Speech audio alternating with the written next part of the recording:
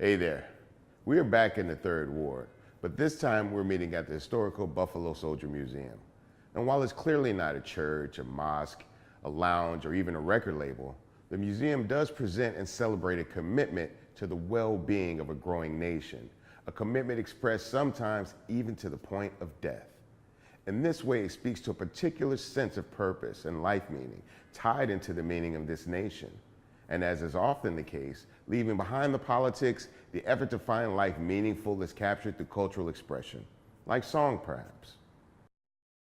And in this space, just like Sugar Hill from the first session, it gives us a way of pushing the point, the making of meaning, the shaping of life's importance, and it's found in and represented by sites and activities beyond the obvious.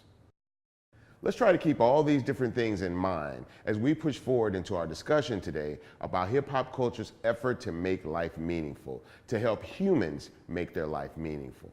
The overlap between about what religion seeks to accomplish and what hip-hop seeks to accomplish will slowly begin to emerge as we go through this session.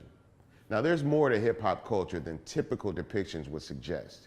It's a very deep and rich form of cultural expression that does some pretty heavy work. Today we're talking about how hip-hop culture seeks to help humans make their life meaningful. Now, in my group work as well as my solo efforts, we've worked very hard to try to do this within the confines of UGK as well as BUN as a solo artist. And one of the songs that we took great pains to go through this about was the song High Life. Now, within the song High Life, we talked about how a lot of young men that are leaving very sketchy and sometimes dangerous lives in the street try to figure out how God looks at them and even if God will accept them for what they've done. Now, Pimp C and I had kind of dealt with this conundrum ourselves, and we came to the conclusion that if we were dealing with this, probably a lot of the people that listen to our music, come to our shows, and even deal with us on a daily basis were probably dealing with those same questions. What is this life all about? What are we doing here? What is our purpose? Trying to make more of an understanding about their daily struggles and the issues that they deal with. So we thought that we would try to put these ideas into song form and express our view of the world and sometimes the way we felt the world viewed us. By communicating these things through song, we were able to make a closer and more personable connection with not only the listener, but the man on the street. As a solo artist, when Pimp C got locked up, there were a lot of personal issues that I had to deal with. So I looked to song to try to find ways to help the listener understand and even connect with me because of the fact that I was missing Pimp C. I kind of felt like a lot of the people out there were missing Pimp C too. So I used the tagline Free Pimp C as a way for everyone who felt the way that I felt about the situation to be able to connect on a personal basis. It didn't even have to be within the course of a song. When people would see me on the street, a lot of them would walk up to me and simply say Free Pimp C. I would say Free Pimp C back to them, and we would have made a connection simply on that basis.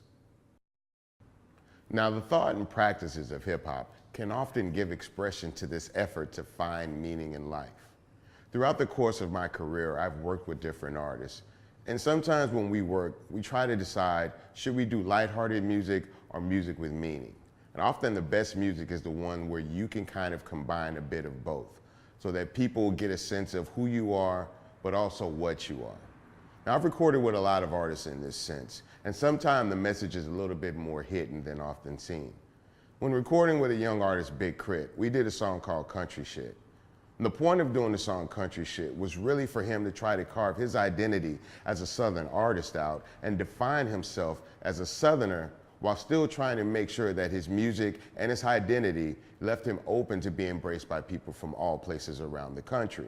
So while it may seem like we're talking about collard greens and sweet potatoes and riding around in Cadillacs, what we're really talking about is our pride to be a Southerner, our affection for our Southern lifestyle, and the fact that with all Southern hospitality, we're opening our arms up to the world.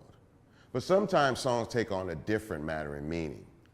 Often in the inner cities of America, young people of color are starting to feel more and more paranoid about their surroundings and the people in their surroundings.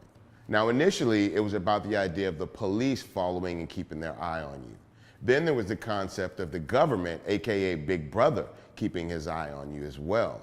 So for a lot of young men in the inner city, There's a theory that you should keep to yourself and your surroundings and don't talk to strangers. And we did a song called Strangers to talk about this type of thing.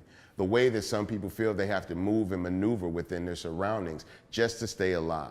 The fact that they have to mute themselves to people and not even communicate with people in their surroundings speaks to the conditions of the surroundings themselves. A lot of people walk around the inner cities of America with this mentality of not talking to strangers, keeping to yourself, and that's the way you stay alive, by being quiet. And we talked about that on the song Strangers. Now, one more example of trying to find life's meaning through music and song would be the song How Long Will It Last by UGK featuring Charlie Wilson of the Gap Band. We wanted to delve deep into the mind of the individual that actually lives his life day to day trying to find something better. Sometimes he's not doing the right thing in order to find the right way. And this is the conundrum that young people find themselves in every day. And we sought to communicate that through music. Bringing in an individual like Charlie Wilson from the esteemed R&B group, the Gap Band, helped to bring more depth and meaning into the song, as many people know that Charlie Wilson has also had his share of struggles as well. Combining his struggle and insight with ours through this song helped us to bring a lot of people a little bit more in touch with the reality of everyday action, sometimes having consequences that many of us aren't prepared for. Like them, we have done things that maybe we weren't proud of, and we were wondering how a higher power may be looking down upon us. And you never know exactly where you might get caught in the midst of doing these things. So it's important that in the midst of even being in the most seediest, dangerous places, and even in the midst of criminal element, people are still out there wanting glory from God. Dance often expresses the importance and value of the human body. Black, brown, yellow, and white bodies using their physical form to distort themselves to music, or sometimes to just hand claps, in a way that gives them empowerment as opposed to despisement. For many years, people of color have been left to feel inferior, especially in the physical form. Dance for many years has been a way for people to reclaim their bodies and reclaim their physical form. And it's the art that provides images that speak to a human desire for connection as well as beauty. Now, rap speaks words of challenge and comfort and is meant to help people find this value in life. One example that people might not even recognize would be the song and the dance, Do the Dougie. Now, for a lot of people, it may just seem like a silly dance that people do in the club. But to me, this represents exactly what we're talking about here. Now, when we talk about doing the dance, the Dougie in question happens to be hip-hop legend Dougie Fresh. Now, Dougie Fresh is often described as hip-hop's greatest entertainer. The reason he's described as such is because Dougie Fresh has always been one of the best dancers in hip-hop culture. But it also gets deeper than that.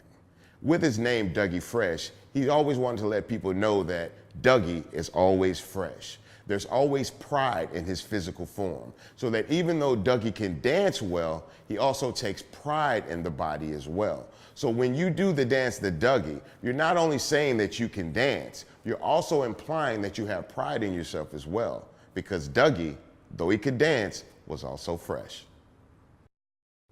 So what have we talked about today?